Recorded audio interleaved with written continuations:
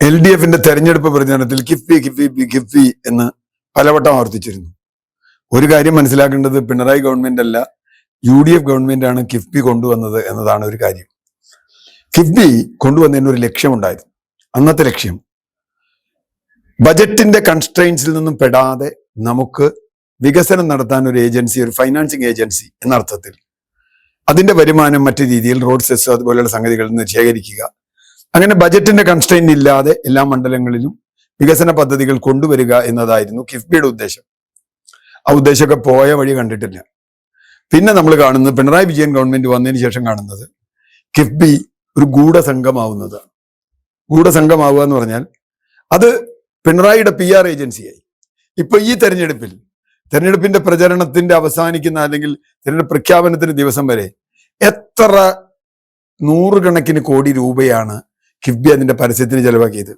നിങ്ങൾ റെയിൽവേ സ്റ്റേഷനിൽ നിന്നാൽ, TV പോയാൽ, എവിടെ നോക്കിയാലും കിഫ്ബിയുടെ പരസ്യമാണ്. 1 ലക്ഷം കോടിയുടെ വികസനം നടത്തി കിഫ്ബി എന്നാണ് വാദം.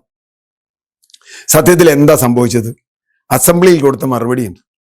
ആ മറുപടി കൃത്യമായി പറയുന്നു, 41,000 കോടി രൂപയുടെ വികസനമാണ് ഇക്കാലം അത്രയും കൊണ്ട് കിഫ്ബി നടത്തിയത്.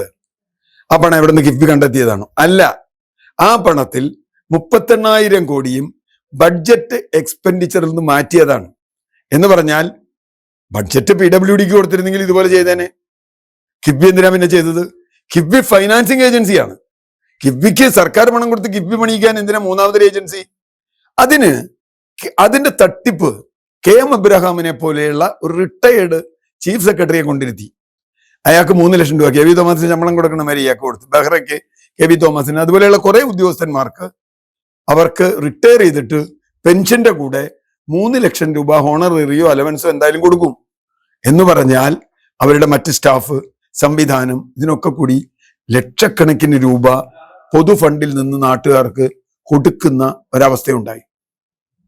അങ്ങനെ ഒരു അവസ്ഥ കേരളത്തിൽ സൃഷ്ടിച്ച് വലിയ തോതിലുള്ള PR വർക്ക് നടത്തി, അവിടെയുണ്ട് ഇവിടെയുണ്ട് എന്നൊക്കെ പറഞ്ഞ് നടത്തി, ഊരാളുങ്കൽ പോലെയുള്ള സംവിധാനങ്ങളിലൂടെ പല തരം തട്ടിപ്പുകൾ നടത്തി കിഫ്ബി എന്തോ ഒരു വലിയ സംഗതിയാണ് എന്ന് ബോധ്യപ്പെടുത്തി. അതിപ്പോൾ നാട്ടുകാർക്ക് വ്യക്തമായി. കിഫ്ബി ഒരു പ്രത്യേക സംഭവമല്ല. ഈ KM അബ്രഹാമിനെ പോലൊരു ഉദ്യോഗസ്ഥൻ അവിടെ ഇരുത്തി എന്തിനാ? കേരളത്തിൽ സാമ്പത്തിക നയത്തെക്കുറിച്ച് വളരെ അഗാധമായി പഠിച്ചിട്ടുള്ള ആളുകൾ ഇടതുപക്ഷത്തുണ്ടല്ലോ. തോമസ് ഐസക് അതിന്റെ ഒരു ചാമ്പ്യൻ ആണെന്നല്ലേ പറയുന്നത്. എന്തിനാ തോമസ് ഐസക്കിനെ ഇരുത്തി കൂടെ അവിടെ? എന്തിനാ KM അബ്രഹാമിനെ ഇരുത്തിയെ? അത് പറഞ്ഞത് KM അബ്രഹാമിന് ഭരണത്തിൽ അനധികൃതമായി ഇടപെടാനുള്ള പലപ്പോഴും ആ സംഘർഷം ഉണ്ടായിട്ടുണ്ട്. പല സെക്രട്ടറിമാർക്കും KM അബ്രഹാമുമായി അടിയുണ്ടായിട്ടുണ്ട്. റിട്ടയർ ചെയ്തൊരു ഉദ്യോഗസ്ഥന് സൂപ്പർ ചീഫ് സെക്രട്ടറി എന്നുള്ള പദവിയാ കിട്ടിയിട്ടുള്ള. അയാൾ റിട്ടയർ ചെയ്ത് പോയ ആളല്ലേ. ഇവിടെ എന്താ ചെറുപ്പക്കാരില്ലേ, പാർട്ടിക്കാരില്ലേ, വിദഗ്ധരായ ആളുകളില്ലേ?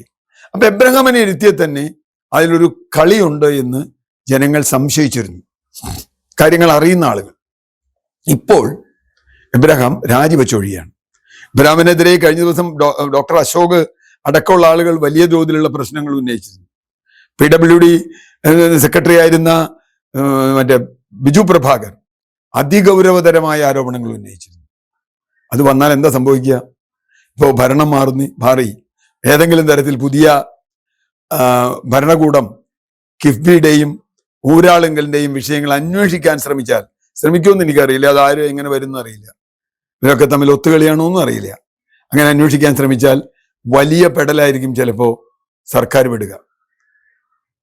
ഈ ലണ്ടനിൽ പോയി സ്റ്റോക്ക് എക്സ്ചേഞ്ചിൽ മണി അടിച്ചിട്ടൊന്നും പൈസ കിട്ടിയില്ലല്ലോ. എന്ത് ഡോളർ കിട്ടി? എന്താ പറയുക, മസാല ബോണ്ടോ? എന്ത് ബോണ്ട് കിട്ടി? എന്ത് കിട്ടി കേരളത്തിന്?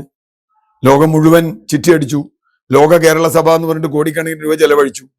എന്ത് നിക്ഷേപ കേരളത്തിൽ വന്നത്? എവിടെ വന്നു? കണക്ക് വേണ്ടേ? രാജീവിനെ പോലെ ഒരാൾ ഇങ്ങനെ 2 ലക്ഷം വ്യവസായം വന്നു എന്ന് പറഞ്ഞാൽ മനുഷ്യന് കാണണ്ടേ? കേരളത്തിലെ വ്യവസായ രംഗം തകർന്നിരിക്കുകയാണ്.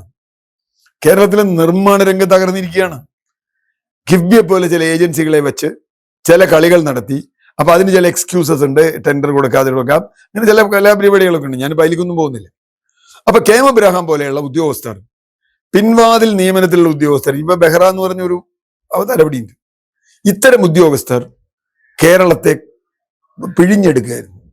ആ പിഴിഞ്ഞെടുക്കുന്ന ഘട്ടത്തിൽ അതിനെതിരായ ഒരു നിലപാട് കേരളത്തിൽ ജനങ്ങൾ എടുത്തതാണ് ഈ തെരഞ്ഞെടുപ്പ് വിജയം. അങ്ങനെ വരുമ്പോൾ അന്വേഷിക്കാൻ തീരുമാനിച്ചാൽ പെടൂലേ? അപ്പൊ അതുകൊണ്ട് ഇത് മാത്രമല്ല, 2 ലക്ഷം പിൻവാതിൽ നിയമനങ്ങൾ ചെറുതും വലുതുമായി കേരളത്തിൽ നടത്തിയിട്ടുണ്ടെന്നാണ് പറയണത്. പിന്നെ പിൻവാതിലല്ലാതെ മുൻവാതിലിൽ കൂടി പാർട്ടിക്കാരുടെ ബന്ധുക്കളെയൊക്കെ കയറ്റിയത് വേറെ. ഇപ്പോ പാർട്ടി സെക്രട്ടറിയുടെ അല്ലെങ്കിൽ പാർട്ടി ജില്ലാ സെക്രട്ടറിയുടെ ഭാര്യ, മന്ത്രിയുടെ ഭാര്യ, ഇയാളുടെ പെങ്ങള്, ഇങ്ങനെ എത്ര ആൾ കയറിയിട്ടുണ്ട്. ഇവിടെ ഇഷ്ടം പോലെ PhD-കാരുള്ളപ്പോ എന്തിനാണ് ഈ JNU-ന്നും അതുപോലെ വിദേശ യൂണിവേഴ്സിറ്റിയിൽ നിന്ന് PhD എടുത്ത ആളുകളെയൊക്കെ ഒഴിവാക്കിക്കൊണ്ട് വാഴക്കൊല PhD-കാർക്ക് എന്തിനാണ് ജോലി കൊടുത്തത് എന്ന് ചോദിച്ചാൽ അത് അവരുടെ മന്ത്രിയുടെ ഭാര്യയായി പോയി എന്നുള്ളത് തെറ്റാണോ എന്നാണ്. മന്ത്രിയുടെ ഭാര്യയായി പോയും തെറ്റല്ല, അതിനേക്കാൾ യോഗ്യതയുണ്ടെങ്കിൽ ഒരു സർവകലാശാലയിലെ ഉന്നതമായ ഒരു പദവി നിങ്ങൾ കൊടുക്കുമ്പോൾ കുട്ടികളെ പഠിപ്പിക്കാനാണത്. ഇപ്പോ ഇന്നലെ ഒരാള് കാലടി സംസ്കൃത സർവകലാശാലയെ കുറിച്ച് പറഞ്ഞു. 1500 വിദ്യാർത്ഥികളും 750 അധ്യാപകരും ഉണ്ട് അവിടെ. എന്തിനാ ഇവർക്ക് ഇത്രയും പേര്? 2 വിദ്യാർത്ഥിക്ക് ഒരു അധ്യാപകൻ. എന്തൊരു കണക്കാത്! നമ്മുടെ പൊതുപണം UGC കണക്കനുസരിച്ച് ഒഴിച്ചു പോകും. എന്നാൽ കേരളത്തിലെ നിരവധി സർക്കാർ കോളേജുകളിൽ പ്രിൻസിപ്പൽ ഇല്ല. അവിടെ അനാഥത്വം അലവലാതിത്തരം നടക്കുകയാണ്. എന്ന് പറഞ്ഞാൽ പിൻവാതിൽ നിയമനം നടത്തി കുറെ ആളുകളെ വെക്കുക, PSC ബൈപ്പാസ് ചെയ്യുക, ഇത്തരം കലാപരിപാടികളിലൂടെ ഖജനാവ് ചോർത്തിയിരുന്നു കേരളത്തിൽ. അതിന് നേതൃത്വം നൽകിയ ആളാണ് ഈ KM എബ്രഹാം. അതിന്റെ കിങ് പിന്നാണ്. സർക്കാരിന് അത്തരത്തിലുള്ള ഉപദേശം കൊടുക്കുക, സർക്കാരിന്റെ സാമ്പത്തിക നയം തീരുമാനിക്കുക. ഗീതാ ഗോപിനാഥിനെ ഒരിക്കൽ കൊണ്ടുവന്ന് അവരെന്ത് തീരുമാനിച്ചു എന്ന് എനിക്കറിയില്ല. ഏതായാലും അത്തരത്തിലുള്ള പരിപാടിയുടെ പ്രധാനിയായ എബ്രഹാം ഒഴിഞ്ഞുപോയി എന്നത്, എബ്രഹാമിന് ഇനി എന്തൊക്കെ ഫയലും കൊണ്ടായാലും പോയിക്കണമെന്ന് എനിക്കറിയില്ല. യഥാർത്ഥത്തിൽ ഇതിന്റെ കണക്കും കാര്യങ്ങളൊക്കെ പുറത്തു വന്നാൽ, വരുന്ന ഗവൺമെന്റ് അതിന് തയ്യാറായാൽ വലിയ തോതിലുള്ള കൊള്ള പുറത്തു വരും. അത് കേവലം KM എബ്രഹാമിന്റെ കൊള്ള മാത്രമല്ല, KM എബ്രഹാമിന് അത്തരത്തിലെത്തിയ രാഷ്ട്രീയ നേതൃത്വത്തിന്റെ കൊള്ളയും പുറത്തു വരും. എന്നതുകൊണ്ട് ആയിരിക്കും അദ്ദേഹം തൽക്കാലം ഒഴിഞ്ഞത്. മുഖ്യമന്ത്രി ഒഴിയുമ്പോൾ ഒഴിയണം. പിൻവാതിൽ നിയമനം വെച്ച ആളുകൾക്കൊക്കെ അർത്ഥത്തിൽ ഭീഷണിയുണ്ട്. കാരണം PSC-യിൽ നിന്ന് ആളെ വെക്കേണ്ട സ്ഥല, PSC റാങ്ക് ലിസ്റ്റിൽ 1ാം റാങ്കുകാരന് പോലും ജോലി കിട്ടാതിരിക്കുമ്പോഴാണ് പാർട്ടിക്കാരെയും പാർട്ടിക്കാർക്ക് വേണ്ടപ്പെട്ടവരെയും ഒക്കെ പിൻവാതിൽ നിയമനം നടത്തുന്നത്. ഇത് ഒരു വഞ്ചനയാണ്, യുവാക്കളോടുള്ള വഞ്ചനയാണ്. യുവാക്കള് അതുകൊണ്ട് തന്നെ ഏതെങ്കിലും ഇതിൽ ഇവിടുന്ന് കിട്ടിയാൽ സ്ഥലം വിടാൻ തയ്യാറായി നിൽക്കുക. ആ അർത്ഥത്തിൽ ഇത് അന്വേഷിക്കപ്പെടേണ്ടതാണ് എന്ന് തന്നെയാണ് ഞാൻ കരുതുന്നത്.